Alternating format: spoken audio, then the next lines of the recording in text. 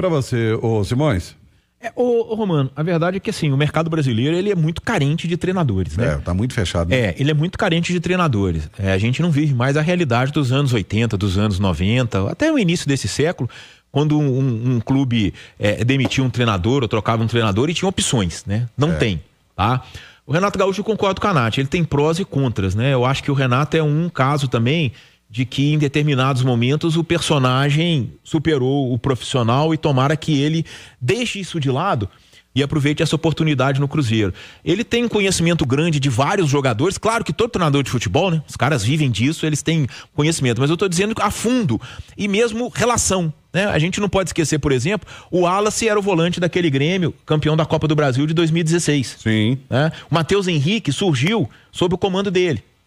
O Gabigol jogou final de Libertadores com ele, aquela que o Flamengo perdeu pro Palmeiras. Bruno também. Fabrício Bruno teve... Não, o Fabrício Bruno chegou ao Flamengo, acho que ele já não tava ele mais. Acho que ele já tinha saído, porque ele sai depois de 2022, né? Deixa depois eu puxar confere aqui. aí. Eu acho que o Fabrício Bruno vai em 23. Mas de toda forma, assim, o Renato Gaúcho, ele tem essa possibilidade de administração desse vestiário que o Diniz tem muito menos, tá? O Diniz não é um treinador que tem essa facilidade de vestiário, até muito pelas atitudes dele nos treinamentos e fora do campo, na beirada do campo, tá?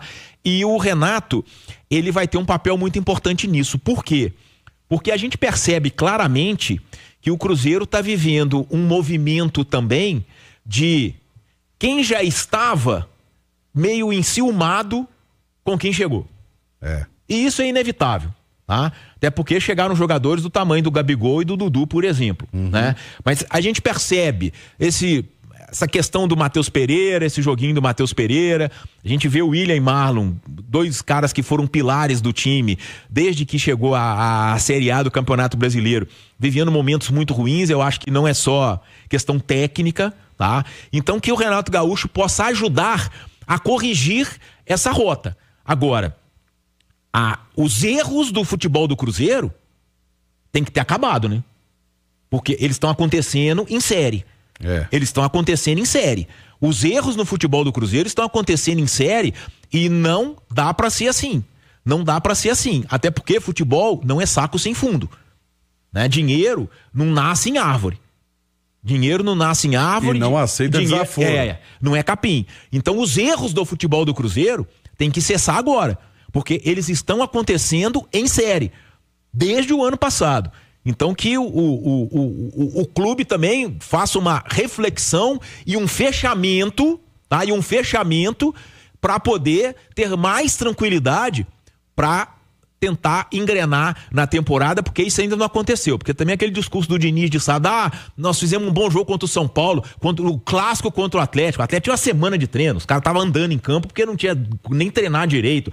Fizemos um bom primeiro tempo contra o Tombense, um bom primeiro tempo com o Criciúma. Quer dizer, totalmente... Ô Romano, nesses 20 jogos, o Cruzeiro fez mais do que um gol, só em um, contra o Criciúma no Mineirão.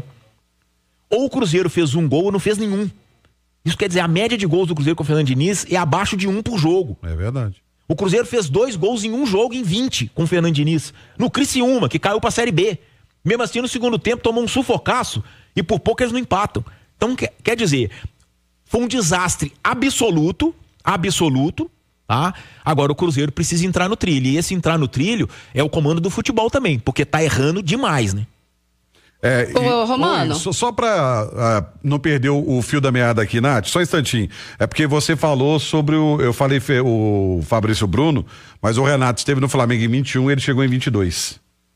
Isso. O Fabrício chegou em 22 e foi o Renato da Libertadores com o Dorival. Foi com o Dorival. Eu confundi o Dorival, o período do Dorival com o período do Renato Gaúcho, que foi vice da Libertadores. O Renato chegou e foi vice da Libertadores com o Flamengo.